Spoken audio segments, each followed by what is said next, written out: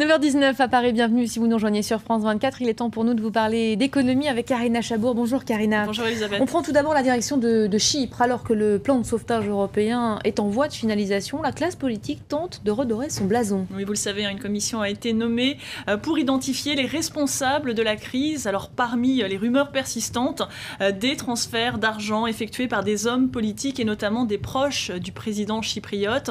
Ce mercredi, celui-ci affichait sa volonté de travailler avec la justice. Écoutez. L'enquête devra permettre d'identifier les responsables de cette crise. Personne ne serait à l'abri, y compris le président chypriote. Gage de bonne volonté, Nikos Anastasiades affirme vouloir être le premier sur la liste. Dans les jours à venir, je ferai aussi l'objet d'investigations. Je demande à ce que ce soit une priorité d'enquêter sur toutes les accusations directes ou indirectes me concernant. Les rumeurs persistent, des proches du président auraient effectué des transferts douteux. L'enquête se concentrera aussi sur les hommes politiques qui auraient bénéficié d'effacement de dettes auprès des banques chypriotes. La presse évoque également d'importantes fuites de capitaux vers l'étranger juste avant le début de la crise. Des opérations qui se chiffrent en milliards d'euros et qui auraient été effectuées depuis les deux principales banques du pays, Bank of Cyprus et Laiki. Mardi, Michel Issaris, le ministre des Finances, a démissionné. Patron de Laiki en 2012, il a dit préférer laisser le champ libre aux enquêteurs. Les gens ont le droit d'avoir tous les éléments en main. Ce qui n'a pas fonctionné, ce qui aurait pu être fait, où sont les erreurs et qui les a commises. Toutes ces choses devront être analysées. Le pays tente de sortir de cette crise la tête haute en assainissant notamment son secteur bancaire. Condition sine qua non à l'application du plan de sauvetage de 10 milliards d'euros de la Troïka. Mercredi, le FMI a annoncé qu'il participerait à hauteur d'1 milliard. Et en échange de profondes réformes, Chypre devrait donc pouvoir bénéficier d'un plan d'aide de 10 milliards d'euros. Alors Karina, qui va payer au juste ? On vient de le voir, le FMI participera à hauteur de 1 milliard d'euros. Les 9 milliards restants seront partagés entre les membres de la zone euro. Chaque État membre contribuant à hauteur de sa part respective dans le capital du pare-feu européen. Résultat, l'Allemagne, principal contributeur, devra payer 27% des 9 milliards, soit environ 2,5 milliards d'euros. Suivi de la France, qui versera environ 20%, soit un peu plus d'1,5 milliard d'euros. On va jeter un œil à présent au marché européen à l'ouverture. Ça donne quoi ce matin ? Ça donne du vert. La place de Londres ouvre en hausse de 0,86%, celle de Paris 0,36% et le DAX 0,36%. Les marchés attendent surtout les réponses du patron de la BCE sur la gestion de la crise chypriote par les dirigeants européens. Lors de sa conférence de presse mensuelle, Mario Draghi sera notamment interrogé cet après-midi sur le projet de taxation des dépôts et le contrôle des capitaux en vigueur sur l'île. Vous le savez, ce sont deux mesures inédite en Europe et contraire aux traités européens et aux principes de garantie des dépôts. Et en Asie, malgré un mauvais début, la bourse de Tokyo a finalement clôturé en fanfare. En hausse de plus de 2%. Les investisseurs ont réagi positivement à l'annonce du nouveau programme de relance monétaire.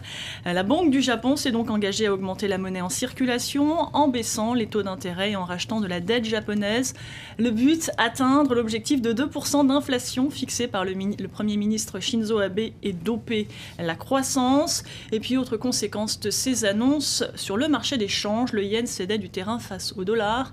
Le billet vert dépasse désormais les 94 yens. Alors que le téléphone portable célèbre ses 40 ans, Facebook pourrait lancer aujourd'hui son Facebook Phone. Oui, c'est un peu le retour d'un serpent de mer de la high-tech. Facebook va-t-il lancer un smartphone ? Ce soir, le groupe de Mark Zuckerberg tiendra une conférence en Californie pour annoncer un projet en rapport avec Android, le logiciel de téléphonie mobile de Google. Alors du coup, toutes les rumeurs circulent sur les sites et les blogs. Pour y voir plus clair, nous accueillons Alexandre Billot. Vous êtes chef de rubrique pour le site d'information de high-tech grand public cinet.fr. Ce n'est pas la première fois que l'on entend parler de ce Facebook Phone. C'est une arlésienne, effectivement, vous l'avez indiqué. Il y a eu 2 tentatives en 2010 de smartphones fabriqués par HTC. Il n'y avait pas beaucoup de valeur ajoutée sur ces smartphones puisqu'il y avait seulement une touche d'accès direct à Facebook, une touche physique. Ça n'a pas marché, évidemment, il n'y a pas eu de soutien non plus marketing de la part de Facebook. Là, ce soir, c'est différent. À quoi faut-il s'attendre ce soir ? Voilà, c'est différent puisque là, c'est Facebook qui organise, c'est Facebook qui convie la presse. Et là, il y aura quelque chose d'un peu plus riche, du moins on l'espère, surtout au niveau de l'interface. Il faut s'attendre effectivement à une surcouche logicielle, donc un smartphone, encore une fois fabriqué par HTC, qui tournerait sous Android. Jusque-là, rien de bien original.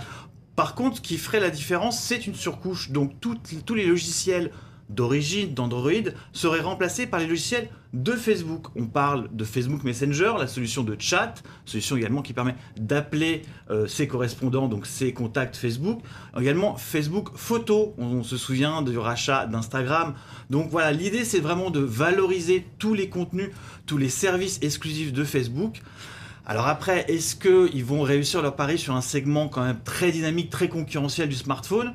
On verra bien ce soir à 19h. Est-ce que ces changements ont un grand intérêt pour les utilisateurs ? Est-ce qu'on peut imaginer qu'ils vont changer de téléphone pour avoir ces nouvelles applications ? Enfin, on peut accéder à Facebook aujourd'hui aisément avec un smartphone. Alors ça va être la question de la valeur ajoutée. Effectivement, vous l'avez dit, on a déjà des applications, peu importe que ce soit sur Android, iOS ou d'autres systèmes d'exploitation, qui sont très efficaces, qui font le job. Voilà. Auxquels les utilisateurs sont habitués. Et en plus, ils sont habitués. Là, je pense que le coup à jouer pour Facebook, c'est vraiment de se distinguer sur l'application exclusive.